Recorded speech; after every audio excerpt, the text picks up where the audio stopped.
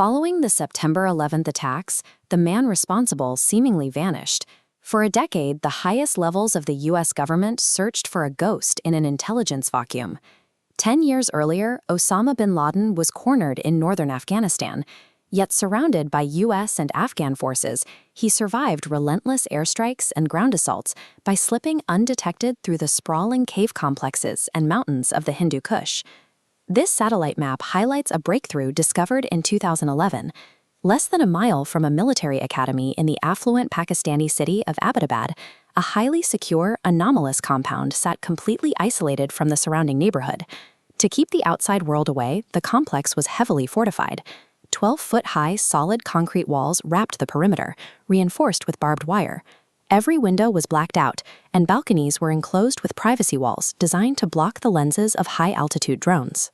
These extreme, self-sufficient measures created a complete physical blackout. The CIA had not observed the target entering or leaving for over 5 years, forcing the SEAL team to execute their mission completely blind to the interior layout. Executing a raid on Pakistani soil carried severe tactical risks. Less than a mile away sat a heavily armed Pakistani military academy. Because the White House deliberately withheld information from the local government, American forces would be treated as hostile if spotted. The infiltration plan required 2 stealth helicopters to fly low-altitude routes through the Nan valleys, decreasing the chance of triggering the Pakistani radar network. Upon arrival, the operation instantly hit a critical failure. While attempting to hover over the roof to drop operators into the building, the first helicopter lost lift, nosedived into the central courtyard, and snapped its tail in 2. The meticulously planned top-down breach was ruined. Instead of taking the residents by surprise from above, the SEALs were trapped on the ground inside the fortress walls, unsure if the crash had alerted everyone inside. 8 months of tactical planning dissolved in 5 seconds. The operators had to instantly rewrite their approach on the ground to salvage the mission and avoid total disaster. The team pivoted to secure the guest house first. During the breach, they neutralized a man armed with an AK-47, Abu Ahmed al-Kuwaiti, the target's most trusted courier. This map graphic traces the physical movements that compromise the compound's location. By traveling from distant cities to the specific gate to hand-deliver messages, the courier provided the CIA with a geographic link they could track across the border. Moving from the guest house, the team unlocked the southern entrance and stepped into the first floor of the main building. They found grungy sitting rooms decorated with abstract floral patterns and a makeshift classroom where children were homeschooled in Arabic.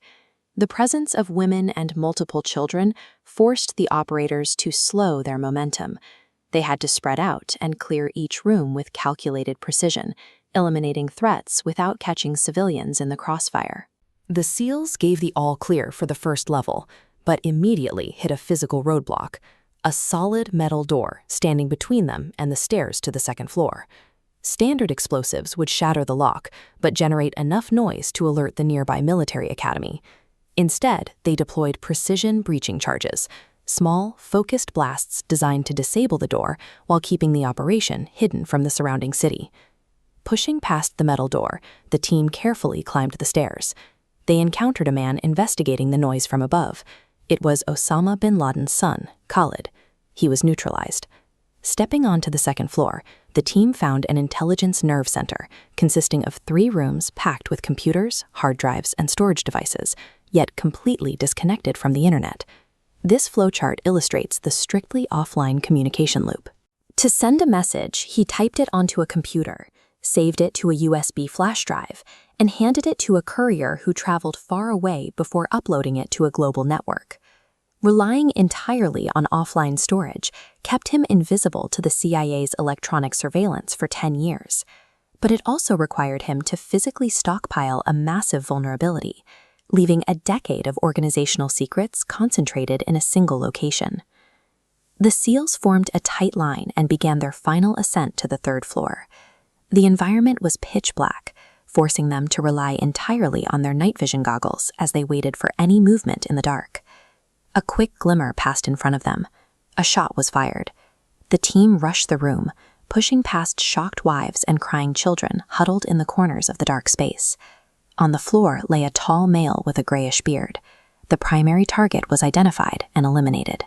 A global manhunt spanning a decade vast mountain ranges, and complex intelligence networks had concluded in a matter of seconds, in total darkness. Suddenly, a troubling message crackled over the radio. The nearby Pakistani military base knew something was happening and had scrambled fighter jets. The operation was now on a strict countdown. The mission instantly shifted from an extraction. Operators bagged the body for DNA testing, while the rest of the team scrambled back to the second floor to seize the vulnerabilities they had just uncovered. With the clock ticking, they executed a frantic heist, bagging every hard drive, laptop, and phone they could tear from the desks before the local military arrived. As the backup helicopter approached for extraction, the team performed one final act of operational security. They rigged the crashed helicopter in the courtyard with explosives, destroying its state-of-the-art technology to prevent it from falling into enemy hands. The erasure of the target was absolute. To prevent his grave from becoming a shrine, his body was wrapped in a white shroud and lowered deep into the sea. 9 months later, local authorities demolished the compound itself, leaving only a concrete foundation. This diagram represents the 97,000 physical documents recovered from the second floor. Analysis of these files exposed the group's internal hierarchy and future operational plans, allowing intelligence agencies to begin the systematic dismantling of the network from within.